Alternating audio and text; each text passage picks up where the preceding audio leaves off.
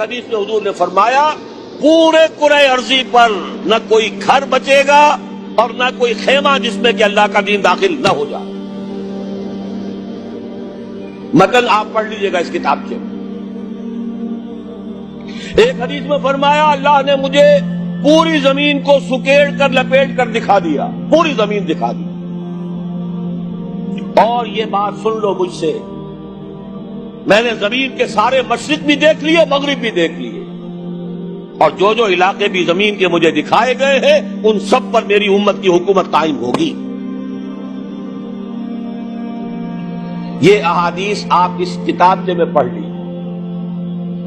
نوید جاں فضا ہے, خلافت قائم ہوگی اور عالمی ہوگی.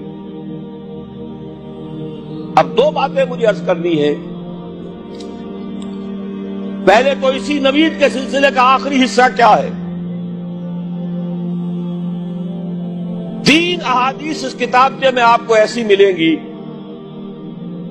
جس سے اندازہ ہوتا ہے کہ اس میں آغاز جو ہوگا وہ پاکستان اور افغانستان کی سرزمین ہے.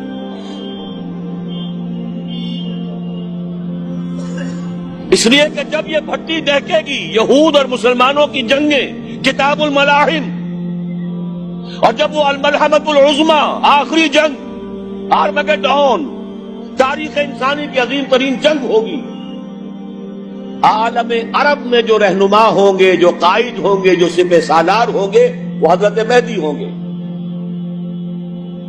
اہل تشیع کا تصور مہدی اور ہے, ہمارا اور ہے. ان کے نزدیک ان کے 12ویں امام جو روپوش ہے, امام غائب, وہ ظاہر ہو جائے. ہمارے نزدیک جیسے ہمارے ہاں اور بہت سے مجددین پیدا ہوتے رہے. ابو داؤد کی روایت ہے, حضور نے فرمایا ان اللہ یبعث فی هذه الامه علی راس کل 100 عام من یجدد لها دینها. ہر صدی میں مجدد پیدا ہوتے رہے. ایسے ہی ایک مجدد, لیکن بہت بڑے مجدد, مجدد کامل پیدا ہوں گے, اور وہ حضرت مہدی ہوں گے. اس پر میری مفصل تقریر لاہور میں ہو چکی ہے قرائن کے حوالے سے, چونکہ مجھے وہ بھٹی دہکتی ہوئی نظر آ رہی ہے. میرے نزدیک شاید 1997 کے اندر ہی مسجد اقصی شہید کر دی جائے, اور جب وہ ہوگی پورے عالم عرب میں بالخصوص. آخر ان میں ایمان ہے, ان میں وہ لوگ بھی ہیں جن کو فنڈامنٹلسٹ کہا جاتا ہے, ہر ملک میں ہے. آخر الجزائر میں جو لوگ پھانسیاں چڑھ رہے ہیں اور جانے دے رہے ہیں وہ کون ہے, مصر میں جو دے رہے ہیں وہ کون ہے, اور اب جو سعودی عرب میں بمبارڈمنٹ شروع ہو گئی ہے وہ کون کر رہے ہیں. اگر مسجد اقصی شہید ہو گئی اور وہ پیس پروسیس جو شروع کیا تھا اسحاق رابین نے, اور یہ کہ امریکہ کے زیر اثر اب وہ ختم ہو رہا ہے, نظر آ رہا ہے, ندیاں بکھر گئی اس کی. اوسلو کے ذریعے سے جو شروع ہوا تھا اور پھر جو معاہدہ ہوا وہ ختم ہو رہا ہے, کوئی دن کی بات ہے. اور جیسا کہ میں نے عرض کیا, جیسے مذہبی جنونی نے مسجد الخلیل میں داخل ہو کر 27 مسلمانوں کو شہید کر کے خودکشی کر لی, خود بھی اپنے آپ کو مار لیا, جیسے یہودی جنونی یہودی نے اسحاق رابین کو قتل کر دیا, ایسے ہی کوئی یہودی جائے گا اور مسجد کے نیچے اس ٹنل کے اندر کوئی ایسا مواد رکھائے گا کہ وہ مسجد شہید ہو جائے گا. پھر جو طوفان اٹھے گا, پھر جو خونریزی ہوگی, اس کا آپ تصور نہیں کر سکتے. لیکن اس میں ایک شخصیت ابھرے گی اور وہ حضرت مہدی ہوں گے. ہمارے جو مجموعے ہیں احادیث کے, ان سے معلوم ہوتا ہے حضرت فاطمہ کی نسل سے ہوں گے رضی اللہ تعالی عنہا. حضرت فاطمہ کے 2 بیٹے حضرت حسن, حضرت حسین رضی اللہ تعالی عنہما حضرت حسن کی اولاد سے ہوں. حضور نے فرمایا ان کا نام میرے نام پر ہوگا, محمد ہوگا, اور ان کے والد کا نام میرے والد کے نام پر ہوگا, عبداللہ ہوگا. وہ پیدا ہوں گے یا میرے گمان میں وہ پیدا ہو چکے ہیں, اس لیے کہ مجھے جو سامنے نظر آ رہا ہے کہ وہ سارے حالات و واقعات جو احادیث کے کتابوں میں بیان ہوئے ہیں, گویا کہ جیسے ڈرامے سے پہلے سٹیج سیٹ کیا جاتا ہے, حالات پوری طرح اس کے لیے ایک سٹیج کی طرح تیار ہو چکے. باقی واللہ عالم, یہ اندازے کی بات ہے.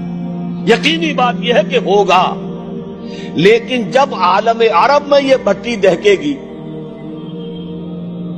جب حضرت مہدی کی قیادت میں مسلمان صاحب ایمان اہل عرب یہودیوں اور عیسائیوں کی طاقت سے ٹکرائیں گے,